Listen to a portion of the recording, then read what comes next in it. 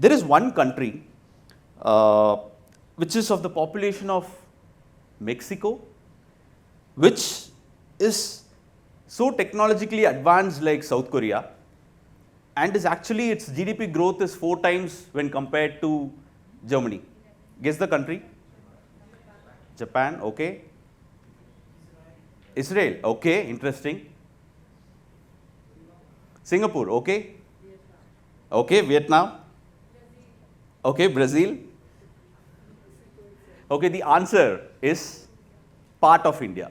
It's actually India 1, which is exactly the same population as, you can take it as Mexico or little larger than Germany, growing 4 times faster than Germany and so technologically advanced.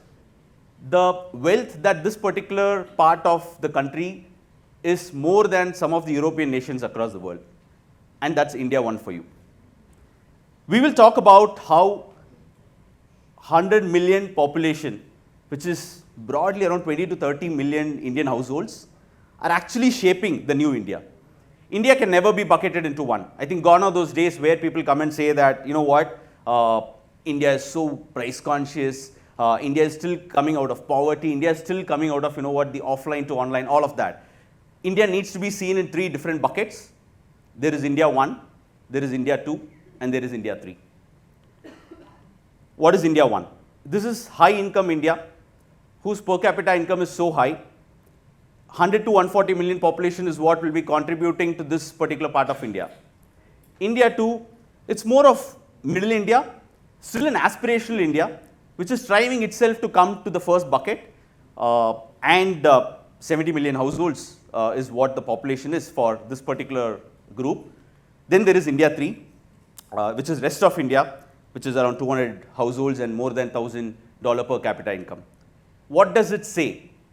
We have all learned and we have always grown up by thinking that India is made of many Indias within itself, with respect to culture, with respect to language, with respect to geography and everything. But I think the most important thing that's happening in front of our eyes is with respect to the economy, the growth, their taste, what they are aware of, how they are traveling. And when you start classifying India in this way, you'll be able to see very, very different set of opportunities, what can be built within India itself. And that's how India 1 is going to be super important for the next few decades. Every single part of the India is going to grow. There is no debate on that. I believe the elephant has started dancing across, but within that, the way the first elephant, which is India 1, is going to dance is what we'll focus today. So this 10% population is actually contributing to 2/3 discretionary spends of the country. And not even just this 10%, right? Take the 1%. Take a guess on what proportion of travel will be done by this particular part of 1%, not even 10%. Take a guess. Like the number of flyers in the country? It's actually 60%, right? So more than 60% of flyers are contributed by this particular group. This group spends 13x more on consumer durables, spends 6x more on packaged foods, 3x more on unpackaged foods. So you can see the kind of spend that is happening by this particular part of the country and is growing. So the disposable income of this particular group is growing at like 8.3%, guys, and this is like last 10 years CAGR. Is there any country growing at more than 8% CAGR in the last 10 years? Absolutely not. That's the potential of this base. And the consumption is $2.1 trillion of this particular base. Of this, the retail alone contributes to 1.1 trillion. And what's the single largest category within this retail? Grocery and FMCG, right? More than 50% of this entire base is contributed by grocery and FMCG. And just imagine, firstly, the base itself is growing. Second is within that base, the consumption is scaling up. And within that, we are still at a very, very nascent stage when it comes to the kind of consumption that happens. I'll cover that in the due course. And a lot of us think that, oh, you know what, the online has already gotten bigger and so on and so forth. Of the total Indian retail, if you think about it, still only 7% is online, right? The reason is India is always blessed with an amazing sort of mom and pop led distribution structure, unlike US and UK, which has always been distributed through big box retail formats, like you see Walmarts and Costco's and Fedcos of the world, but here it has always been the mom and pop. So the distribution strength always lied with the brands and not with the retailers when it comes to India.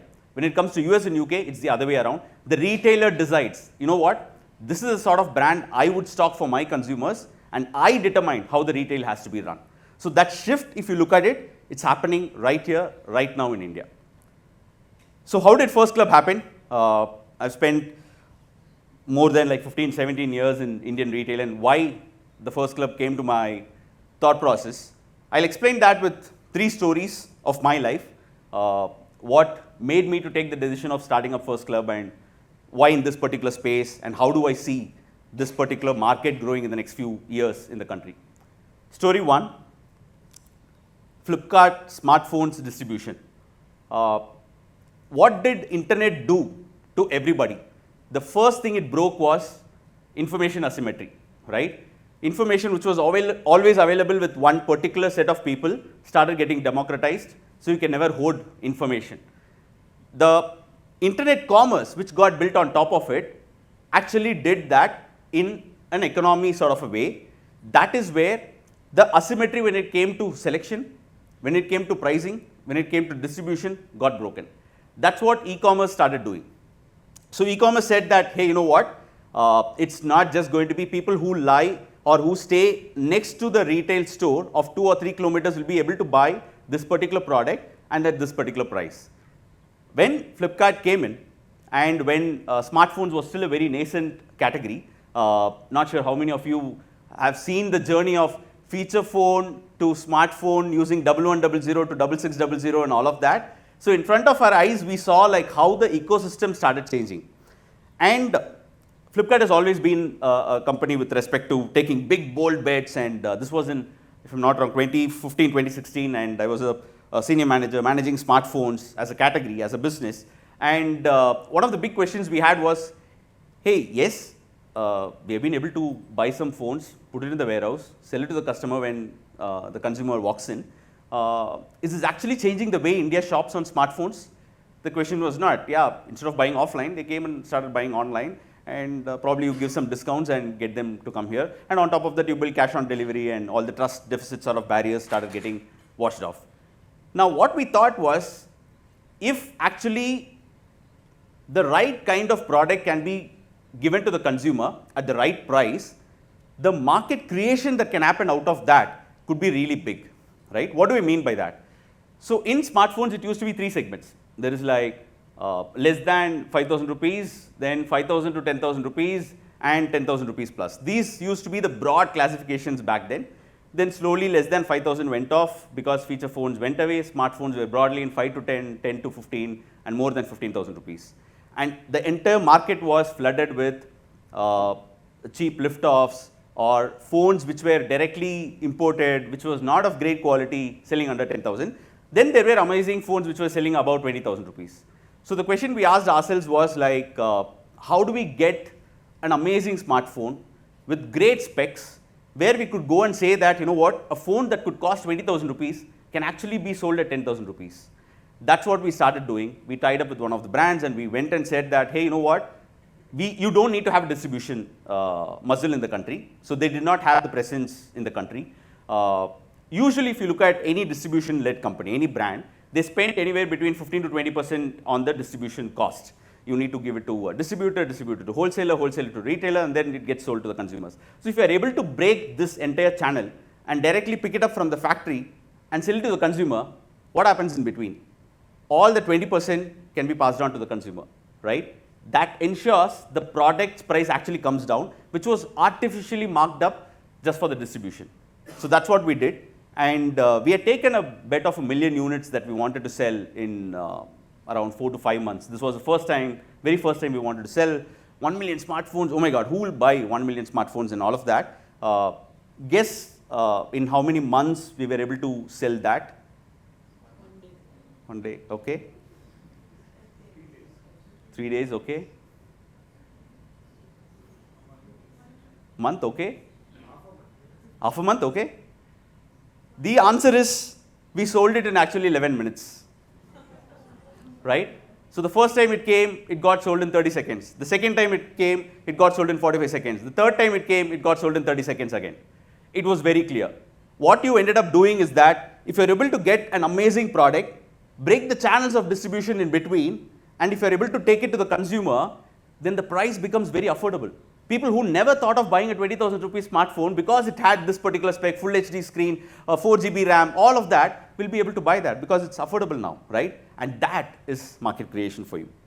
Whenever you think about business, you can always think about like, how do I be incrementally better than somebody, which is what the market share is, or you redefine the game and say that, you know what, I want to create the market. So that taught me a lot with respect to market creation versus market share. The second was when I moved to Myntra. Till then, I think this was, 2018, yes, where I grew up, and a lot of folks from my generation would have grown up. We are always still coming out of that mindset of like, you know what, there is scarcity, you need to be very economical with respect to spending, all of that, right? So I've always been used to like, whenever it comes to retail, it's always price. Price is the only thing that matters, right? That got broken to me in Myntra. So when I went to Myntra, I realized like Myntra was selling like lot of products, lot of brands, much higher price than Flipkart and Amazon back then. I was like intrigued. I was like surprised, like why do consumers pay like that? And Indian consumers are super sharp, super smart when it comes to understanding who gives me the cheapest, all of that. So I went to, did this consumer dip study and started meeting a lot of people across metro, non-metro markets, all of that. Every single time, the feedback that came was, I asked them like, why do you shop on Myntra?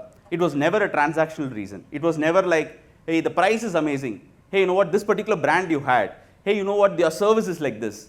It was a one-line answer. I love shopping on brand Myntra. What you are able to build as a brand is going to stand its test of time. You need not be cheaply priced. You need not be focusing on the service with respect to the speed of delivery, and still you can build an amazing brand. That's what Myntra was able to do it at its time. And that very clearly taught me like what could be a transactional retail versus a brand retail. Coming to third story, my family trip to UK. We were on a vacation and we walked into this McD. It was not like Ben & Jerry's, or you don't assume like some big ice cream parlor out there. It was a McD, and the kids had a softie there, which was a $1 ice cream. And they said like, Appa, this ice cream that I got is much better than what we used to get even in India. And when we are even, in fact, buying from Ben & Jerry's or some other imported brand also in India, right? That combined with all of us wanted to get into the grocery store over and over again in UK. What we realized was the kind of quality of produce, the sort of product availability, the sort of ingredients that goes into making a product was so differentiated and it was so good that we all started falling in love with retail all over again. It was not a transactional experience. Hey, you go in, take this 3-4 things, put it in the basket, check out and then come. That's how we have all been tuned largely towards. That sort of made a shift like, if this can happen somewhere in UK, if that can happen in US, why not in India? These three put together was largely the reason why I wanted to start First Club in the first place. So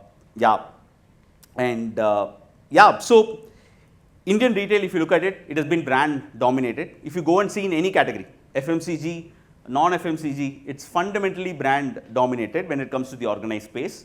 And the brand held its strength because of the distribution strength that they were able to do. So what we were able to do is change that mindset and go back and say that, you know what, the power is now with the brand. If you're able to create an amazing brand, you will be able to take it to the consumers in a very, very different way. So that's what, and that's what is happening, and I'll skip some of these. So this new India, the India one, how is it shopping? It's value conscious, it's not price conscious. Lot more on spending mindset. If the product is good, they want to spend. They're well traveled, they have a lot of good exposure, they're happy to experiment, environmentally conscious, and they have a paradox of choice. They don't want you to shove you with like millions of products. They want to come and tell you that, hey, you know what, whatever you give, it has to be the best. And that's what this consumer set wants. And the other learning I had from decades of corporate life is like, build something with purpose and always think about like long term and what is that you can do both for the country and both for what you are able to build which can stand its test of time. And that happens when you have that sort of a purpose. And last year is when First Club was born, and it was born as an antithesis to the current retail and to build for the aspirational India. So you'll be surprised, we don't deliver the fastest. Yes, of course, we are on quick commerce channel. Ours is a quick commerce app of curated, high quality grocery products to start with. We deliver in 30 minutes. So we don't deliver the fastest. We don't deliver the cheapest. We don't have everything you want. We don't have the largest selection.